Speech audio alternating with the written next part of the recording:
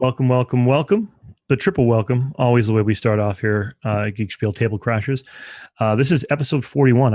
I forgot to give a yippee hooray last week when we did episode 40, but this is episode 41, and we're joined with Glenn Drover of Forbidden Games. Glenn, how you doing?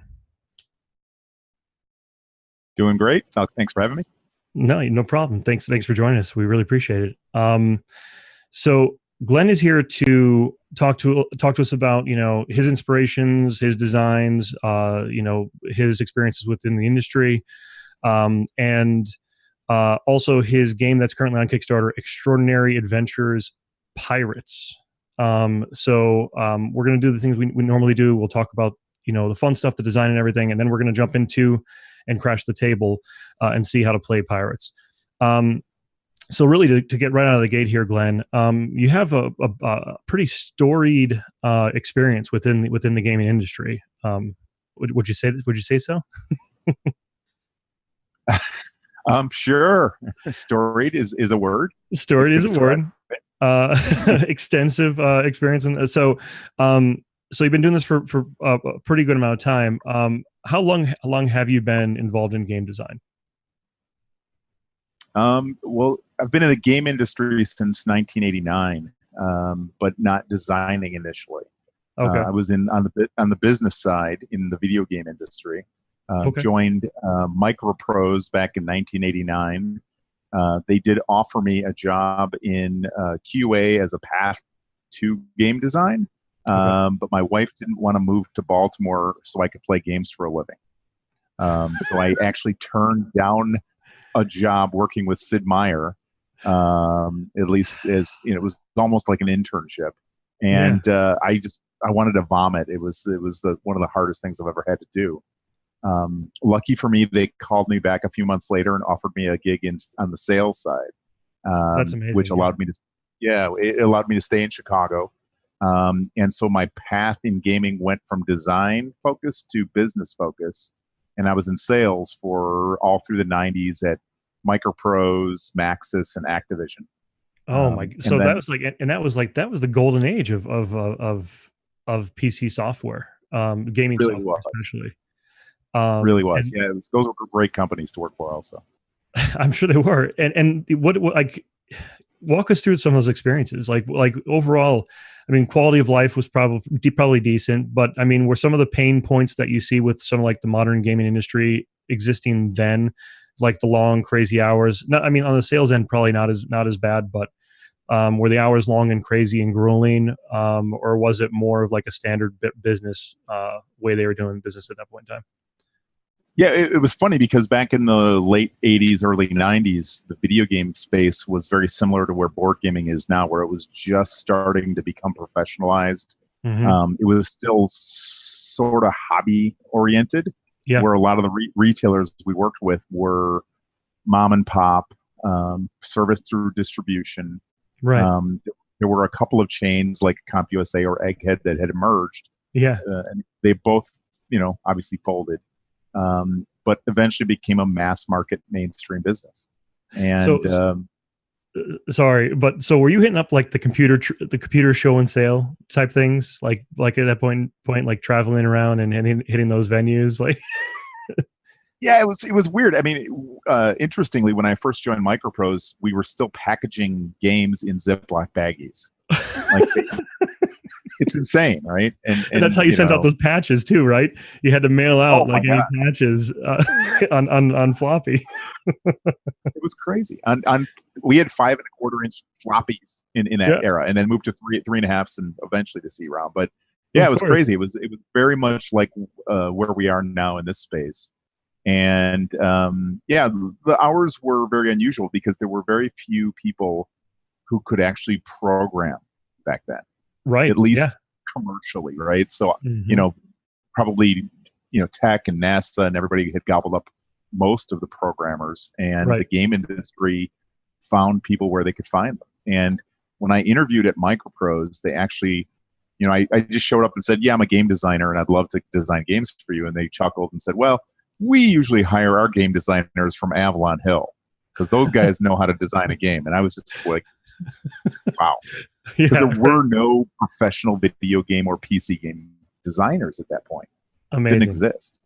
And so everything that was being done for the first time. And that's why I think of Sid as a real genius in that he created some of the genres that became, common later, like real-time strategy. Of course. And, the funny thing is, now that you're saying it, it triggers, I was going to ask you about Age of Empires 3, the board game.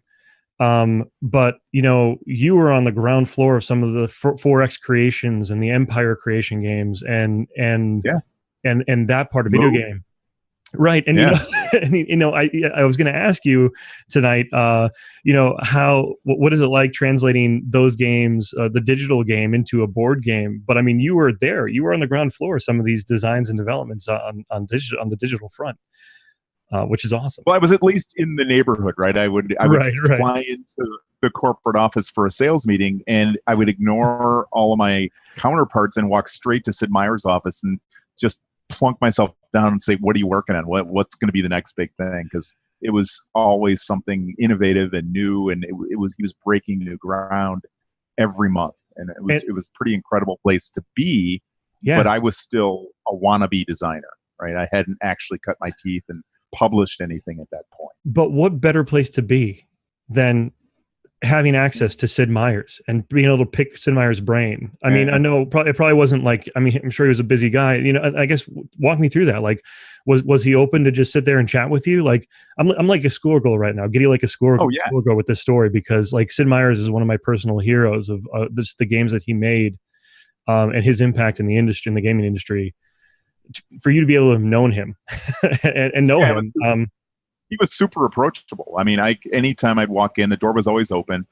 I'd just, kind of like knock on the door, and if he, I didn't want to bug him if he was tied up, but yeah, he was like, "Come on in," and we'd sit and chat about what books we were reading and what kind of games were influencing our thinking and what he was working on. And Bruce Shelley was down the hall, and he was Sid's counterpart, and now actually Bruce lives in Chicago here, and he and I grabbed lunch occasionally, and it was amazing to have access to guys that were brilliant and really creating the new ground rules of an entire genre or genres. Absolutely. And I think you mentioned before, when they were hiring people in, they were hiring programmers. They weren't necessarily hiring people that had like a game design frame of reference. They weren't looking for like fun games. They were just looking for somebody who could like throw the dots on the screen and make them move, right? Well, yeah, I mean, they were looking for some designers. Obviously, Sid was the number one guy, right? But they also, as Microprose was trying to chase EA, because EA was the leader at the time, even then, right. They did add a bunch of new teams that were trying to work on. There was a game called Darklands. I don't know if you remember it. It was a role-playing game set in medieval Germany, right? And that was meant to be, that's our take on hardcore role-playing combat games. And they did a game that was a knockoff of Leisure Suit Larry's. They were chasing Sierra. And so they had these various teams working in the building. Right. And, obviously they did sims. They did flight sims and sub sims, and helicopter sims, or Gunship 2000. And absolutely. So they had, there was a lot going on in that building that wasn't just Sid. And the funny thing is, sort of back to Sid again, and I'm sorry to do this, but Sim Golf was one of the games that grabbed me and held me for years. Even to this day, I still try to figure out ways to work, like fix, quote unquote, fix my computer to run Sim Golf. In the old coding and everything, like I've even made virtual machines so I can play Sim Golf to this day, because I feel like it was almost an unappreciated game, because you're building the course and then you watch people play the course you built, and then you have to take their feedback and like and build a course around it. Such an advanced, and I'm sure the AI, like in the programming aspect of it, wasn't super complicated, but like the way that it was layered, it actually made you feel as though you were at all stages of golfing. So I don't know. That's like I said, like a giddy schoolgirl with that. I think you hit on something really central to Sid's mindset at the time. Mm-hmm. He was very diverse in the kinds of games he would design and create, but one of his central tenets was that he felt strongly that the player should always be the hero. Yeah. right? If you were an adventure game, you're the hero. If you're designing a golf course or whatever, playing the course, you're the hero. If Right. you're leading a civil war, he had, Sid Meier's Civil War, and Absolutely. My you God. know, he wanted the game to not be the, the ultimate controller of destiny. He wanted you to feel like you were the hero. And Pirates was Yeah. a great example of that, right? Like Pirates Pirates also, was, yes. you were the hero, right? You were the one driving the story. Yeah. That's 100% true. And what's funny about it too is that's what I've always, maybe he planted that seed in me as a consumer, because that's what I always look for in any type of game I play now. It's in video games, especially in board games, but I'm looking for, a heavy narrative, at least one that makes sense, and a story that I feel I'm a part of. And I think what I always talk about when I talk about game design, especially with designers, is, harnessing simulation, but distilling it to the point where it's still fun. Right? Absolutely. Yeah. And that was one of his other tenets, was it should always be fun.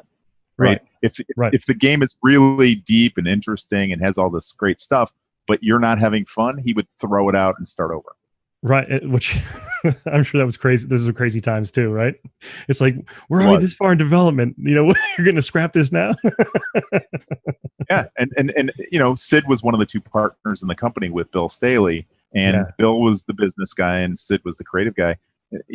Bill did not want to publish this crazy, silly game called Civilization. He was like, well, that's a wacky idea. Who's going to want to do that? This isn't a course at a university. I want to make more, gunships and, flight simulators and, come on, Sid, get back into the sim game. And Sid was adamant, and he's like, no, we're going to make this game. It's going to be a really interesting experience and people will get it. Even though there's a lot going on, he felt like people were smart.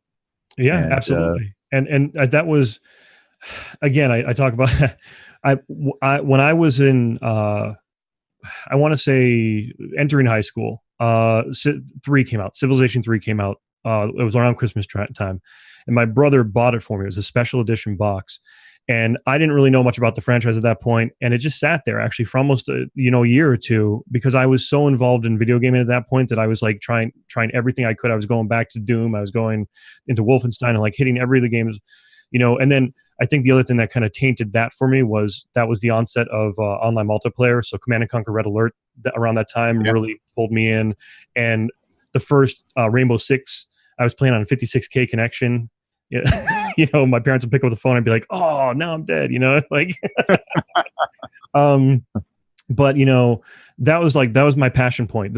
And then when I finally got time to appreciate his game, the third one, which I think and it might be biased because that was my gaming prime, but the third one was definitely like a masterpiece in my opinion. The way everything operated and everything was balanced.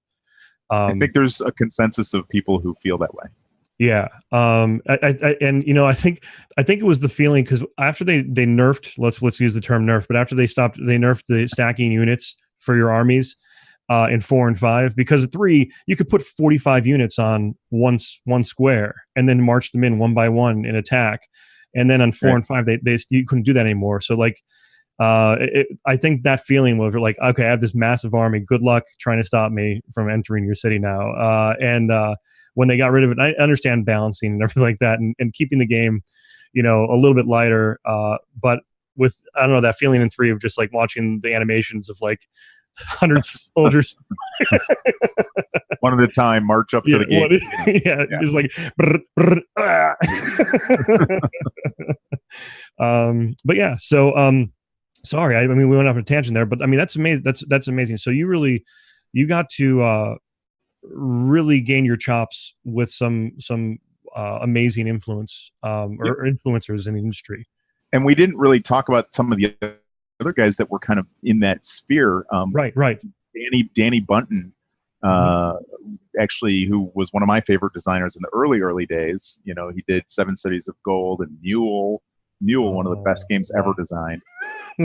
He actually came and worked with Microprose on, what was the name? Global Conquest, I think. Okay.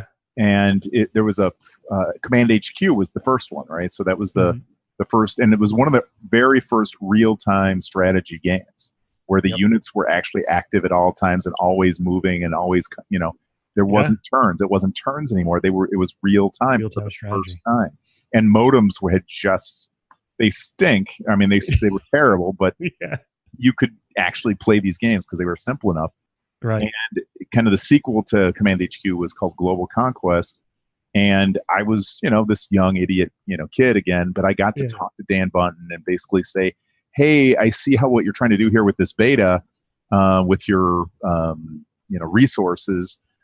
It seems like you've got too many of them. Why don't you just condense all of the metallic resources into one and just call it metals? And he actually took my suggestion, and that made it into the final game. That was the first time I ever had any input that mattered in a game.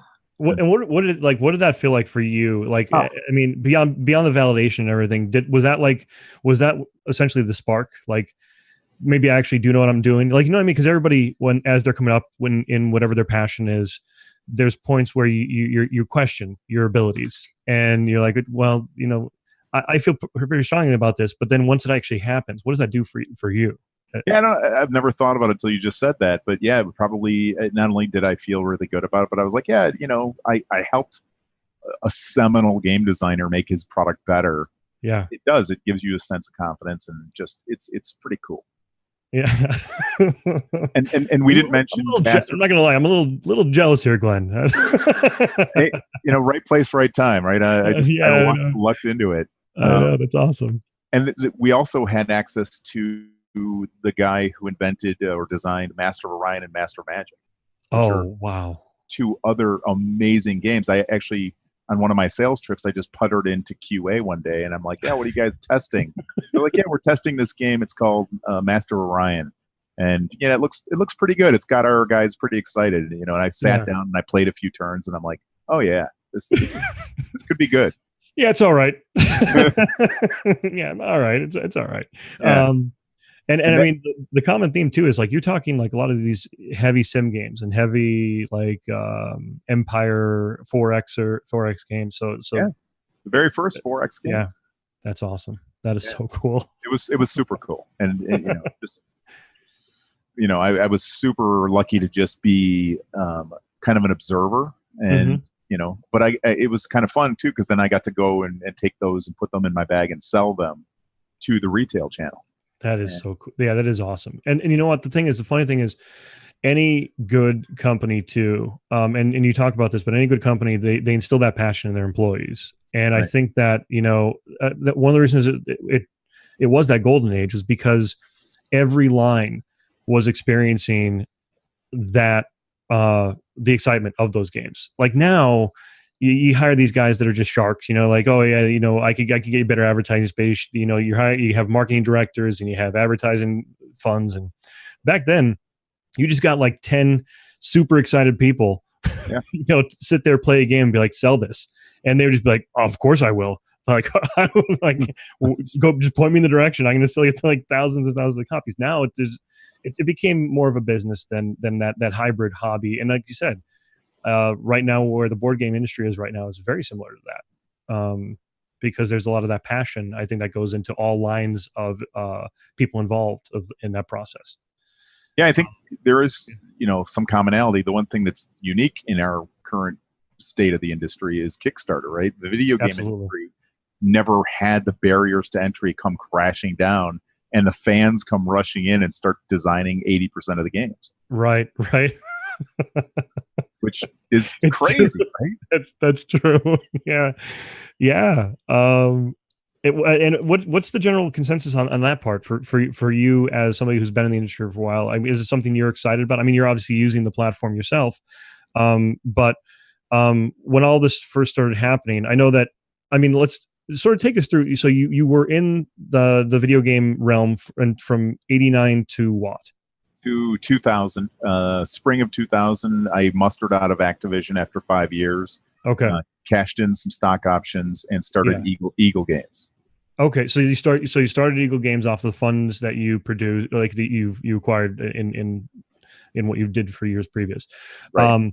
And here you are entering the board game space.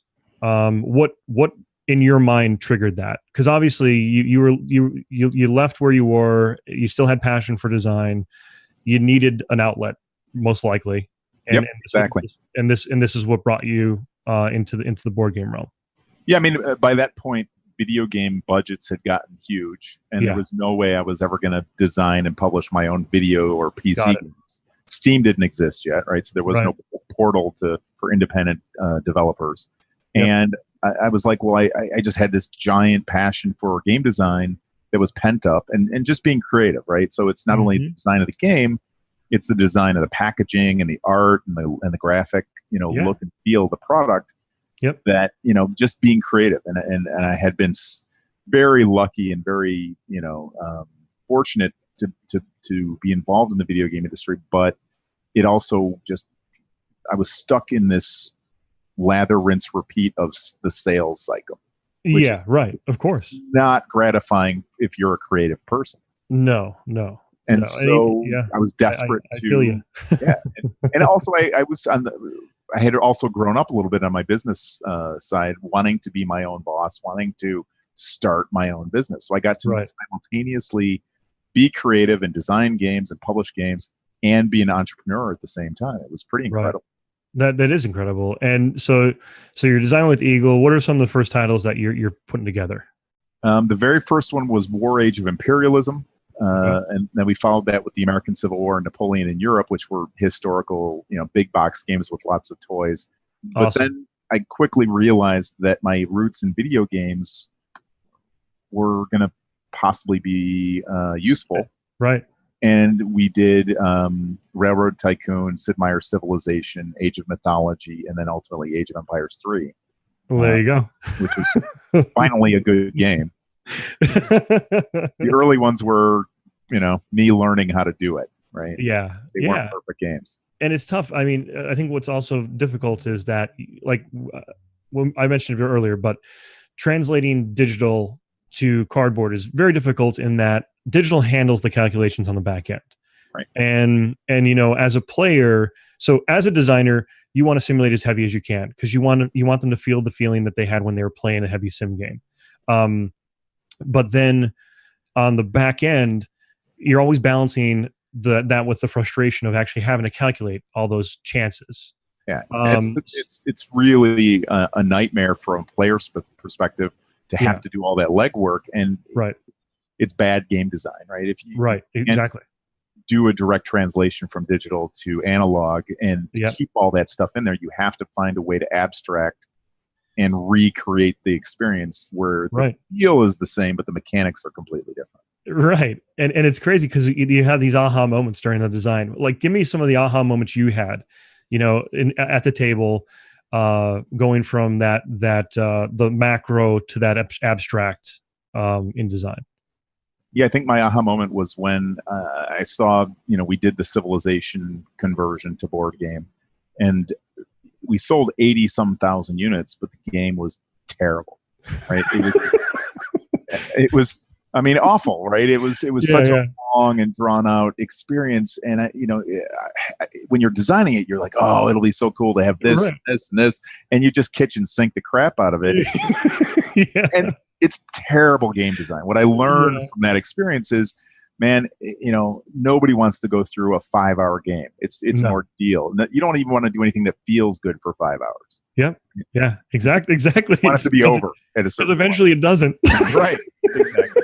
So that was my aha moment. Was, oh crap! I just turned a genius franchise into a piece of crap, and I ruined this thing, and never wanted that to happen again. So I started finally seeing what other designers and how the game design had matured and progressed over the previous 10, 15 years. And I took some of those concepts and built them into, Age of Empires 3. Yeah. And then final product on 3, where you are now, you just much more streamlined. I did not get to play Age of Empires 3, the board game, so I don't have any experiences in it.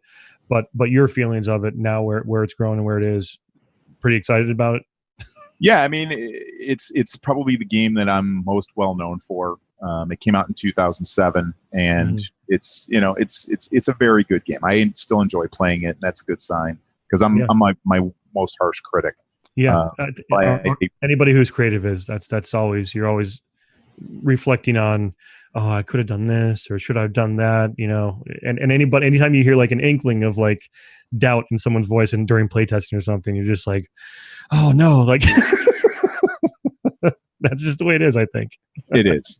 So that, you know, was kind of the pinnacle of my evolution on heavy strategy games. And then now with the new product line with Forbidden, I see the marketplace is very, very full of hardcore, heavy, you know, games, and games that are aimed at hardcore gamers. And I think the new opportunity is there are more people playing games than ever before. Yep, absolutely.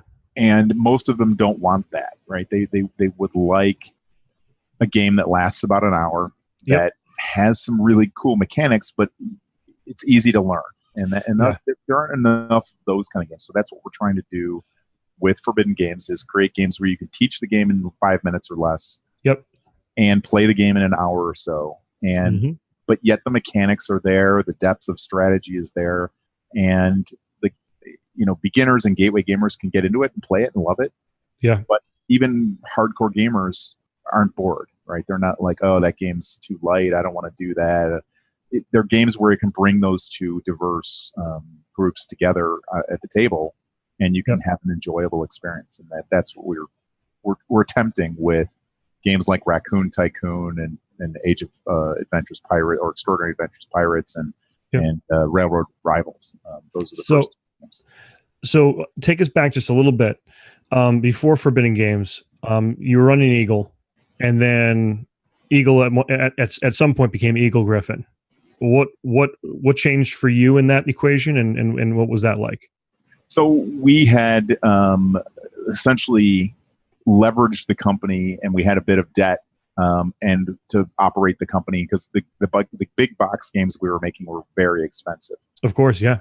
And we had gotten involved with a bank that suddenly decided that they weren't excited about board games, and they called our loan. It was right before the banking crisis, so I don't really know for sure, but I suspect strongly they were trying to sell off to Harris. They were a regional bank here in Illinois, and they were trying to sell off to Harris Bank, and I think they were trying to cleanse their balance sheet. So they came to us, and we had a poker software game around that time. That was just an opportunistic thing, but it ended up selling 250,000 units in 6 months because poker was super hot in 04. Yeah, it was. Oh, I wonder why the banks were crashing. Everybody had loans, you know? Yeah. Right? Maybe because like everybody and their uncle were playing online poker and like losing their shirt. And we actually I know a lot of my friends were, Annie Duke to be on our box. That's awesome. It was a really cool piece of software, and we sold a ton. But then online poker hit, and no one needed poker software. Right. And so the sequel was being teed up, and that kind of fell apart. And anyway, the bank said, oh, we were counting on this poker thing. Not so interested in your board game business. We're calling the loan. Can you give us our money back right now? And I'm like, yeah, no, I can't. It's tied up in inventory in our warehouse. And anyway, so long story short, we ended up auctioning the company off. Oh, wow. I was with some investors that were going to buy the company for the assets and keep it going. But another investor actually outbid us, and that's the new owner of Eagle Griffin. Wow. So, wow. My own company got bought out from under me, and I'm like, cool. I did that for, long enough. I guess I'll go back to the video game industry. And I went back and worked at PopCap. And that's where I met Jason Kapalka, my current partner. Well, there you go. That's awesome. And oh, wow. So a lot of experience, a crazy journey. Yeah. That brought you to where you are now.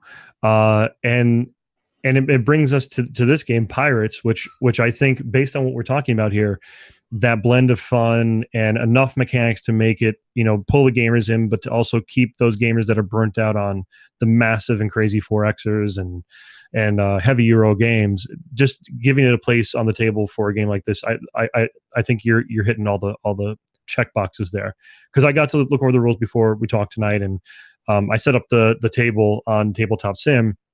So I can usually get a pretty good gauge of like how the weight of a game and how it plays. And I think you're right in that sweet spot. And I think you're right too with your estimations of the industry, that there still are Euro gamers out there. There's a pretty Oh. pretty big, and I'm one of them. I love yeah, having exactly. strategies. But sometimes, right? Right.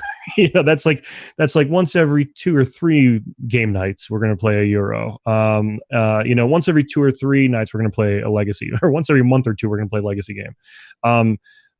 Every week, every Friday night or every Thursday night we get together our game group. We need something that they're going to be able to learn quickly and get used to quickly. So then, because the first 5 to 10 sessions of most games is just everybody stumbling around, tripping, and and then all collectively, the game group is collectively putting together their own strategies in their head. And then finally you hit your stride after maybe, again, that 6th or 11th time you've played the game. And that's when everybody really starts to love it and enjoy the game. And it becomes one of those staples of game night. The problem is with, in the industry that we're part of now, the culture of new and the latest and greatest is impeding that natural process of game learning. And I hope that, I think it's going to self-correct, but I don't know the repercussions to the industry in response to that, because it would essentially have to be that people stop buying games as often as they are. And if that happens, then you're going to see changes at the higher levels of the industry. Do you know what I mean? Like, I do. And I think we saw it weirdly. We saw this in board gaming before in a smaller subset back in the 70s and 80s. I think of that as the first golden age of board gaming. Okay. Yeah. You had, these amazing Milton Bradley, big box games. You had, just a ton of really good games. The mechanics hadn't grown up yet, but there was a lot of really nice content. And then Avalon Hill was on the far end of the spectrum with really hardcore strategy and war games. Right. And those guys in SPI.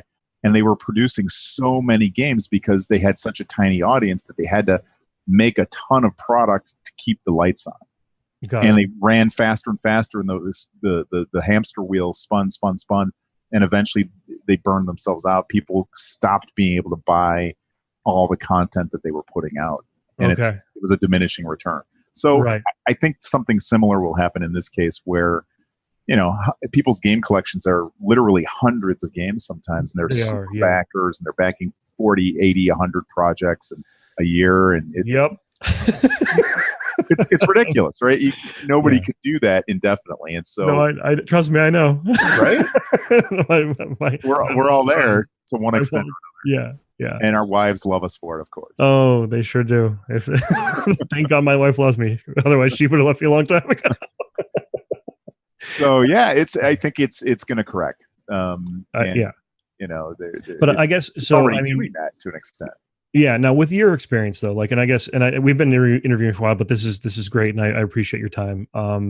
But where do you think it's going to crack? Do you think it's going to crack at the higher echelon of like the organized corporation developers, or do you think it's going to crack at the independent level, and like the crowdfunding area, or somewhere else within the realm?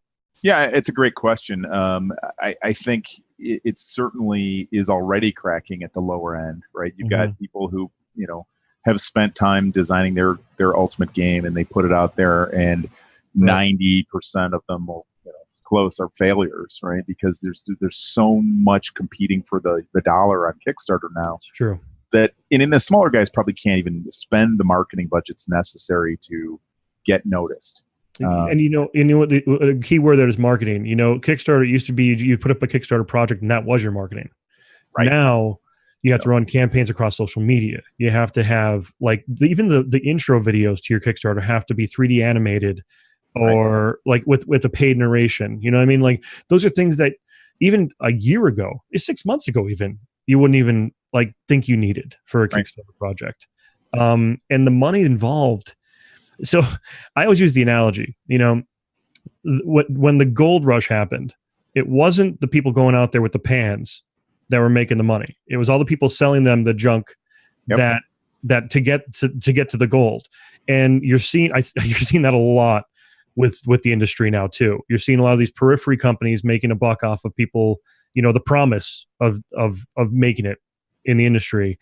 And that's the other thing that I'll be honest, that makes me a little bit angry when I see that. because you see some starry-eyed kids that are putting together a pen and paper RPG or something, and it might not, or like a board game even, or a card game, and their intentions are good, but they don't have a viable product, and these people don't stop to tell them that, right? Because they just want their money, and it's very true.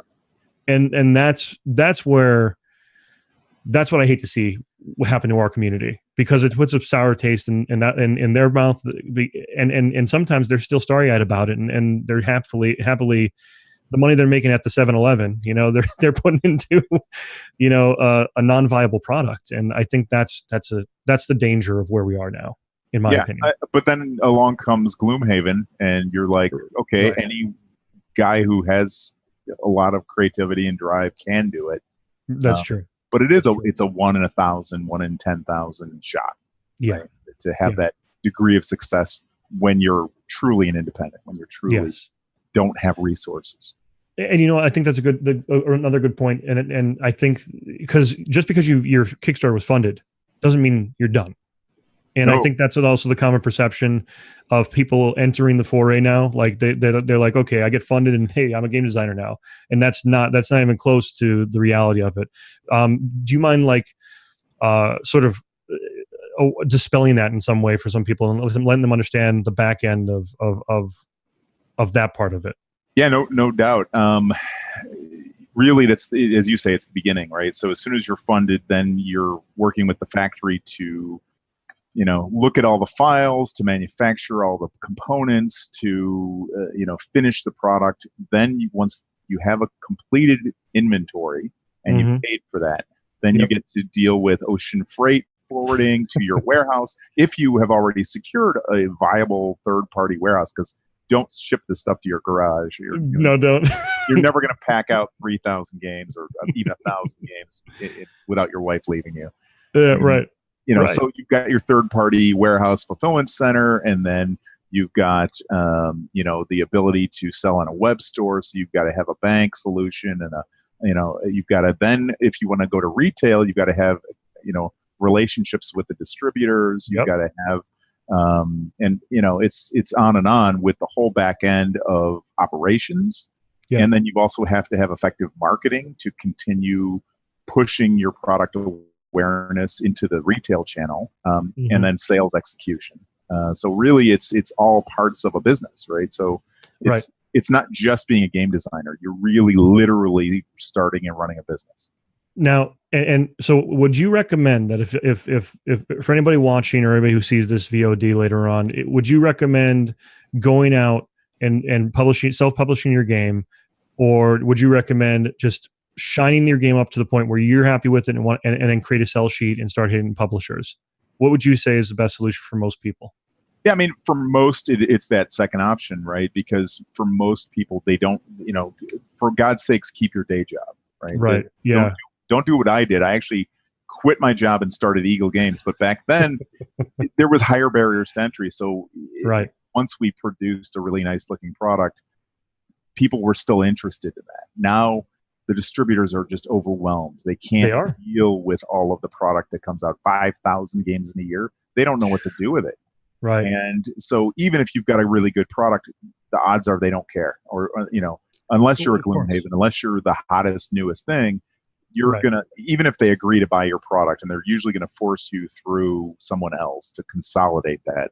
Yep. Then they're going to, take your product, they'll sell it for, the launch, and then they'll never reorder it. Like it gets lost in the channel. So my recommendation is, number one, keep your day job. Number two, find a publisher that you feel will be passionate and give you at least a shot. Right. Not just put you in their machine and churn out, one of 100 new products that they'll do. Yeah. And then, just keep at it, right? So if you have a success, follow that success up. If your product wasn't a success, bury your baby. That's the hardest thing for people to do, is to this thing that they fell in love with and that they think is the best thing ever. If the marketplace doesn't agree with you, listen to the marketplace. They're usually right.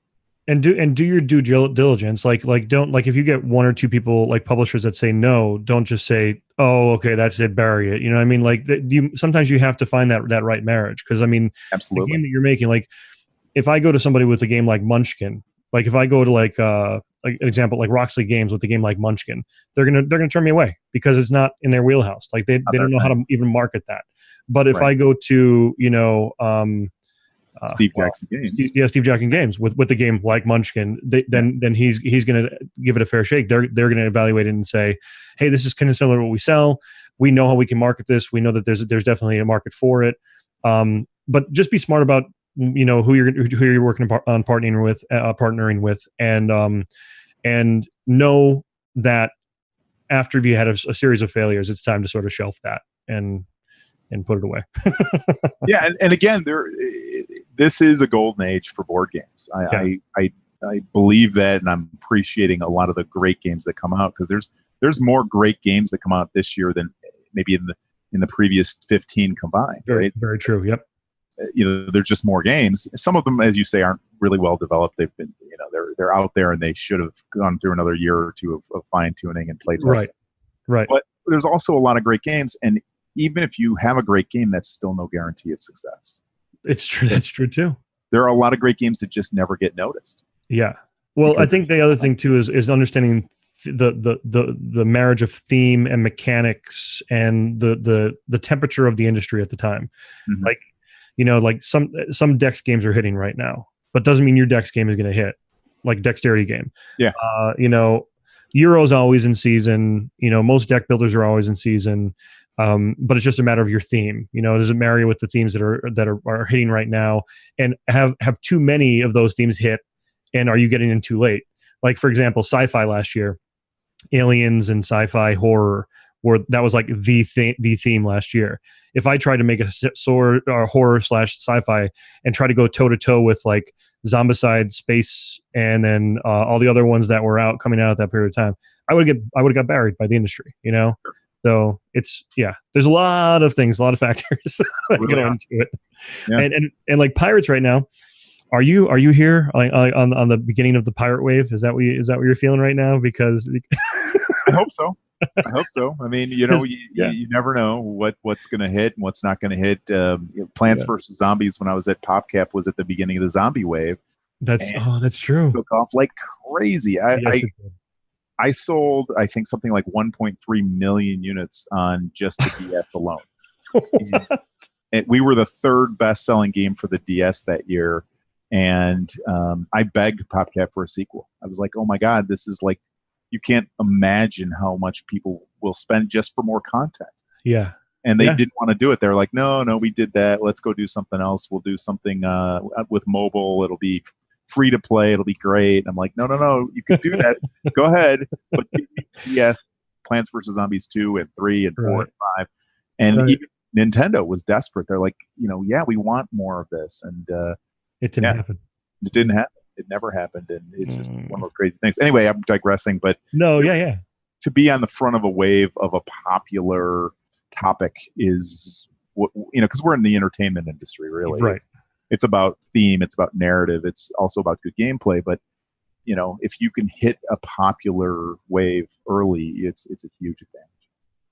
Absolutely. And so all these things go into the success of it. So before we crash the table, I'm going to rapid fire. I'm going to hit you with essentially 3 phrases questions here. So the first one I ask every guest, what is your guilty pleasure game? Ooh. Good question. Do I have a guilty pleasure game? Oh, wow. Something I'm embarrassed to play, huh? Pretty much, yeah. But you love it. But you love it. Like you're hooked. But like any of your insiders or any of your friends that are in the industry, you're like, oh yeah, that game. Oh no, and then you go home, you play for like 4 hours with your family. What I mean? God, that's a great question. What is my guilty pleasure game? Wow, don't know that I have one. That's so embarrassing to not have a guilty pleasure game. It's not. I mean, to feed people, I always tell them Monopoly's mine, hands down. I own like 15 copies of Monopoly, like over the years. I am such a mainstream gamer nerd. I hate Monopoly. I hate. Yeah, see, and that's why it's a guilty pleasure for me, because I can't tell you that. Like, if I meet you the first time, like, hey, how you doing? Monopoly's one of my favorite games. You're gonna be like, don't talk to this guy ever. Well, it's funny because it's not that I hate it. It's just that I see all the brokenness in it, and Right, I admire what works. Obviously, it's maybe the best selling game of all time. right. And actually, it was part of the inspiration for Raccoon Tycoon, which was our last Kickstarter, and it's coming to retail this Christmas. Ooh. I wanted to create a game that was an economic game that did some of the good things that Monopoly and Settlers did, but avoided the pitfalls. So Right. I absolutely appreciate Monopoly for what it is. I mean, it's at the time it was genius. It did some things that were new, and who doesn't love to get rich and to manipulate money and Yeah. build sets of things where you're the the Monopoly, you keep people out, you charge them double or whatever. That's cool stuff. So I see why people like Monopoly, but I being a designer and having my head in what makes a good game and good game design, I can't play Monopoly anymore. I just can't do it.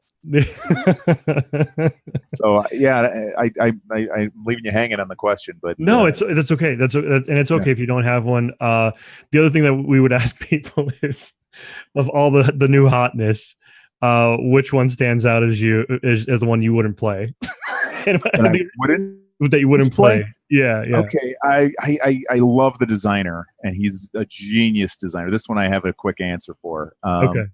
But I don't know if I should say it because people are going to think I'm an a-hole. See, I just catch-22. You either tell me your embarrassment, or I embarrass you with the follow-up questions. Right. All right. I'm going to say it, and I hope he forgives me. I can't, for the life of me, understand Lisboa. Oh, really? I don't get it. And I love heavy strategy games, and I love Vitel's games. It's beautiful. Yep. But when I was learning it, I'm like, are you freaking kidding me? This, and there's a rule for this, and it's a different rule for this. There's 60 rules, and I'm like, what the hell? And I just bailed. I'm like, I'm not playing this game. You gave up on it? The club, we actually tried it a second night, and everyone gave up. Like, everyone was hooting me down the first night. They're like, oh, come on, give it a chance. Like, this is going to be great. This has a great reputation. And I'm like, no, I'm out. You guys finished. I'm done. And they tried it the next week, and then every one of them, maybe with one exception, they were like, yeah, no. Yeah, there are some hardcore Lisboa fans that are part of our group here. And I mean, I haven't tried it yet, but my version of that question would be Terraforming Mars. Yeah, which I like.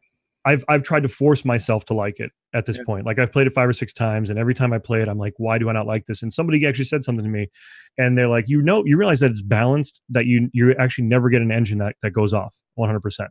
Yeah. And I was like, that's the dumbest thing ever. Why why am I going to spend time with the thing that's not going to actually trigger an engine completion? And I guess, to each their own, but when somebody said it to me, I was like, wow, that's it. And props to them for actually being able to balance it to where it's rare that you actually have an engine that goes off. So, and I actually like Terraforming Mars, despite the fact that that's actually very true. Like, it's frustrating because there's a bit of luck involved too. And if you don't get your engine rolling quickly enough, you're definitely going to lose the game. Right. And so I'm okay with just enjoying the experience of it, because there's a lot of other aspects that are super clever and super well done. But it bothers me as a strategy gamer that I am not in control of my own destiny in that game. Yeah, and and then I didn't know what it was, and then somebody said that, and I was like, oh my god, that's it. Boom, that's why. Conventions, any conventions you're hitting up? I mean, we just finished a whole bunch. Just obviously finished Essen and Gen Con. We're gonna have a couple guys at BGG Con, but not a booth this year. Okay. And then I'm flying out to PAX Unplugged. Again, we don't have a booth this year, but we are all going to be there. Everybody from Geek Spiel is going to be there. So, and then we're going to be at Toy Fair in New York because, awesome. Yeah, I mean, really, our plan for this product line is gamers, but also mass.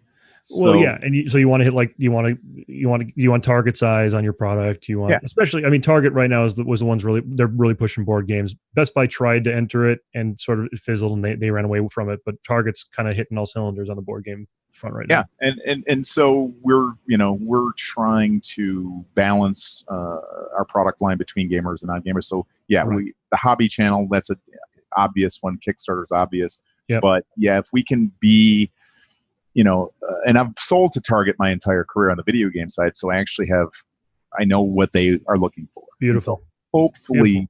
we've crafted the brand and the look and feel and the execution on these games to appeal to mom, right? That's their customer. Yeah. And I would say absolutely. I think the board for this game would be a little scary for most non-modern gamers. The cards themselves are definitely a draw. I mean, right off the bat, like I looked at the art on the cards, I'm like, this is I can see somebody buying this off the shelf with the cards. Like I said, the board is the only thing I think that would scare most non-gamers away. But once you see the setup and how it actually plays, it's not nearly as scary as it looks. Yeah, I mean, actually, the test for me, back in the Eagle days, we couldn't really have demo our games at conventions. They were just too complex and too long. Right. But these games, to be able to explain any one of our 3 first games, we can explain them in 5 minutes or less. Yep. People are playing and getting it right away, and then we can knock the whole game out in an hour or less. And perfect. At a convention, when it's that chaotic and that loud, that was the stress test for these games. Of course. And then final thing I always like to touch on before we crash the table, is there anything else that you have, any type of announcements, any type of things you want to plug, go parallel to what you're doing here, or shout outs to anybody before we crash the table? Yeah, I mean, Pirates is on Kickstarter right now. So that's, we just started Tuesday. So that's just ramping up.